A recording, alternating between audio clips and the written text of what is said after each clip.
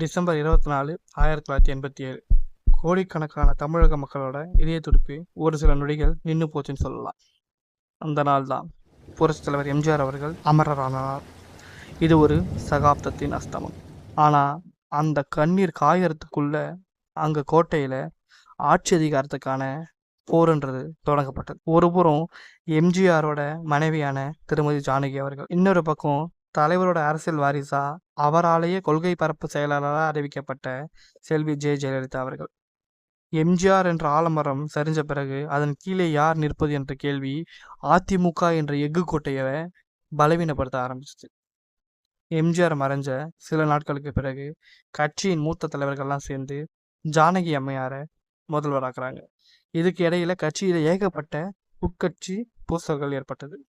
இதன் அடிப்படையில் செல்வி ஜெயலலிதா அவர்களுக்கு 33 சட்டமன்ற உறுப்பினர்களோட ஆதரவு இருந்தது. ஜனவரி 1988 ஜானகி அம்மையாரும் சட்டசபையில் நம்பிக்கை வாக்கெடுப்பை சந்திக்கிறாங்க.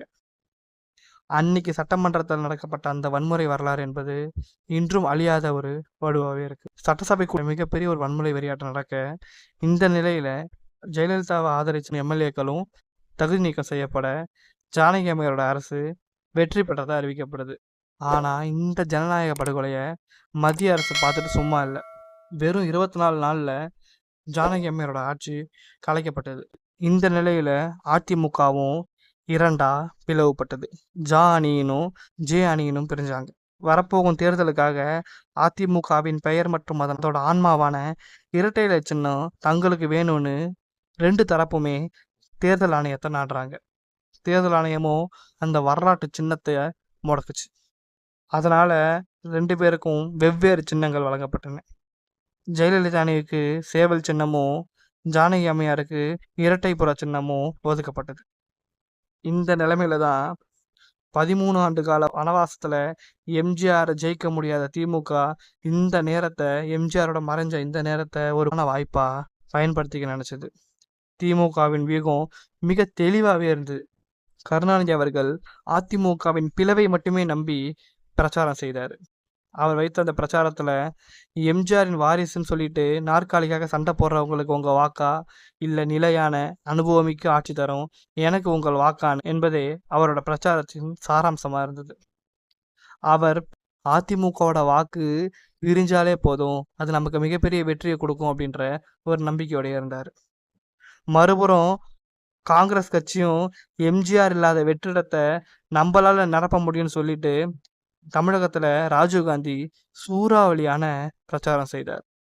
திமுகவுடனோ அதிமுகவுடனோ கூட்டணி வைக்காம தனித்தே போட்டிக்கிட்டாங்க. இது ஒரு வரலாற்று பிள்ளையாவே காங்கிரஸுக்கு பிற்காலத்துல பார்க்கப்பட்டது. இந்த 2 மாபெரும் சக்திகளுக்கு நடுவுல தனி ஒரு பெண்மணியா தன் கட்சியை சேர்ந்தவங்களாலே வஞ்சிக்கப்பட்ட ஜெயலலிதா அவர்கள் சேவல் சின்னத்துடன் களம் கண்டாங்க. அவர்களின் பிரச்சாரம் முழுவதுமாவே உணர்ச்சிகளால நிரம்பி இருந்தது. கட்சி தொண்டர்களை உணர்ச்சி வசத்துல கட்டி போட்டுச்சு. தேர்தல் முடிவும் வந்தது. ஆனா அதுல திமுக வெற்றி பெற்றுச்சு. ஜெயலலிதாவின் ஜே அணி 27 இடத்துலையும், காங்கிரஸ் கட்சி 26 இடத்துலையும், ஜானகி அம்மையார் தலைமையிலான அணி வெறும் 2 இடங்கள்ல மட்டும்தான் வெற்றி பெற்றுச்சு. இங்கதான் கணக்கு இருக்கு. திமுக பெற்றது வெறும் 33% வாக்குகள் தான்.